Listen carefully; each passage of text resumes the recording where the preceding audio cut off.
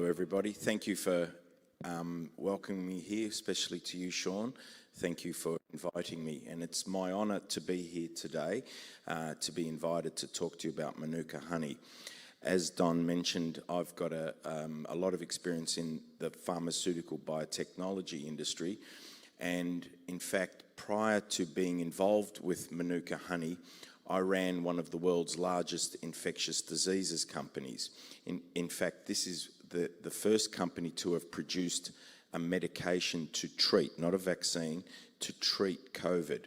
So I tell you this for the very simple reason that with a background in infectious diseases, I took a great deal of interest in Manuka honey and following the science behind Manuka honey, and it's very, very compelling.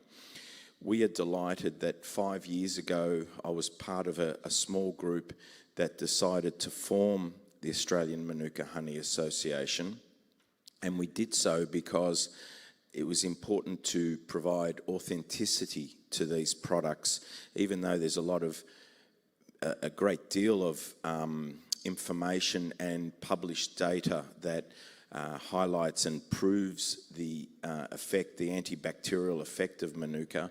It was important to be able to differentiate between authentic Manuka and a lot of Manuka that just is on the market saying that it's authentic. So we've formed a mark. We're delighted with the relationship that we formed with Atomy about 3 years ago, and it's been our pleasure to be working with Atomy to produce these authentic products, especially in the markets that Atomy works in.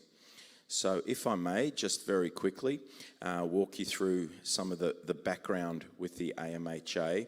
In 2017, we formed an organisation, industry body, that oversaw the industry here in Australia, because there was a myth that Manuka honey came from New Zealand. Well, in fact, the Manuka honey that you see from New Zealand originated from Australia. The first plants that were taken to New Zealand were taken in 1888 from Tasmania and grown in New Zealand. What the New Zealanders did that was very clever, and I tip my hat to them, was they were the first to discover the effect of Manuka honey and to market it around the world, and hence why that myth manifested over many years that Manuka was exclusive to New Zealand. But in fact, the irony of this is that it commenced from Australia. So if I may just turn and look a little bit, because it's easier for me to read these.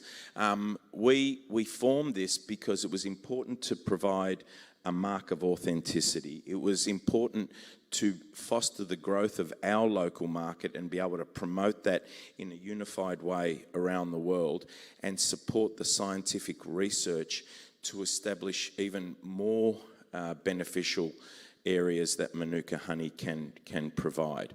It is the national body for the production and promotion of Australian Manuka honey, representing Australian Manuka producers, packers and suppliers. So let's have a look very quickly at the chemistry behind Manuka honey. In Australia, we have more than 80 species of Leptospermum.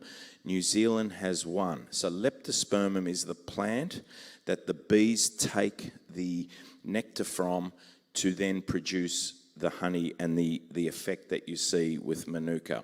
We have over 80 species in Australia, but only one species was taken to New Zealand, and that's the basis of their activity. In Australia, of these 83 or 84 species, 14 of them are active. Active meaning do have beneficial medical effects. MgO, methyl glyoxal, is the active ingredient that you find inside Manuka honey. The Australian Manuka honey, sorry if I may say, the Australian Manuka honey passes the chemical markers required by the New Zealand tests, but most New Zealand honeys don't pass the authenticity tests required for Australian honey. So that's another interesting perspective. Also, the current regime in New Zealand is not able to provide market and proper authenticity. So, what makes Manuka honey different to all other honeys? It is the active ingredient MGO. Why do consumers buy Manuka instead of other honeys? It's the antibacterial effect. There are other benefits as well, but the proven effect is antibacterial. Manuka honey is also an antioxidant, anti-inflammatory, well documented, but not scientifically proven. And we'd prefer to be absolutely honest and transparent with what we discuss. Which plant produces the DHA that converts to MGO? So DHA is called dihydroxyacetone. That's the nectar inside the leptospermum plant. When the bee takes this nectar, in its own stomach, converts that to MGO. And that's what's produced in the beehives. And the last question here is, which plant type produces MGO? Well, it's all leptospermum, as I mentioned before, but there are 14 active types. So let's have a look at MGO. I'll be very quick with this slide. The other benefit Australian Manuka has over the abilities of the New Zealand Manuka is the size of our country. Australia is much, much larger than New Zealand, very obvious, but that means we have many, many, many more hectares of plantations of leptospermum. So the volumes that we can produce in Australia are significantly more. The other very telling and important point is that with Manuka honey, the warmer the temperature, the stronger the Manuka. So New Zealand has very colder climates similar to those of Tasmania, where their leptospermum came from, but Australia has much warmer climates. Queensland, Western Australia, parts of northern New South Wales are able to produce very strong Manuka, very strong MGO Manuka, which means that the medical benefits associated with Manuka and the volumes that we can provide in Australia give us a very strong advantage in the marketplace. And we've seen this with Atomy, because some of the volumes that Atomy has purchased from Manuka Life, the company that I'm a non-executive director of, we supply Atomy, and Atomy has purchased quite strong Manuka from us in very large volumes. So the confidence that you can have in knowing that the supply will always be there for you is important. If I move through just some of the values of Manuka and why is it that there is such an important emphasis on Manuka honey. Well, you can see from this slide, if I may, that seems to have moved on the back but not up here. There we go, thank you. So as you can see, the market size of Manuka back in 2015 was something like, globally, $500 million, and it's projected to be by 2027 $1.2 billion in size globally. So there's a lot of work being done, and it's really just out of Australia and New Zealand. By the way, many countries around the world have tried to grow Manuka, the leptospermum plant. It doesn't produce any active MGO. It's just something, I must say, God has bestowed upon Australia and New Zealand. It's very true. In South Africa, they've tried to grow very similar climates and geography, and it wouldn't work. So if I may, also have a look at some of the pricing indexes. If you look at 2007 as being the 100% timeline, by 2015, and this should be updated by now, it had more than doubled in value. And if you look at some of the market sizes, what's very interesting is that one of the world's largest market is in Asia. And why is this? Because Asians generally have been much more educated and are much more sophisticated in their knowledge of Manuka. North America is lagging behind quite a lot.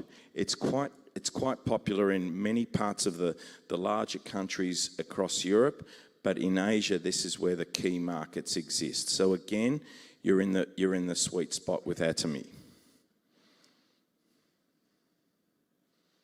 And just as a summary, these are some of the benefits that you can expect to see with Manuka. As I mentioned before, the antibacterial effect is proven, but these are other benefits that are well documented, just not clinically proven. And that's only because the studies with patients haven't been done in a large cohort manner. So we have anti-inflammatory, antimicrobial is antibacterial, antioxidants. It treats skin conditions such as eczema and acne, and has been shown to be very, it's very well documented, the effects there. Wound healing, it's amazing in wound healing. So a lot of elderly people, especially that may have diabetic ulcerated foot, the Manuka to treat that works extremely well. Now, what it doesn't do is treat the diabetes, but it does stop the weeping of the wound. So many hospitals in the aged care facilities will use this with elderly people that have diabetic foot to just stop the bleeding and stop the weeping, and also stop the ulcer from growing. Oral health, plaque, other gum inflammations, tooth decay.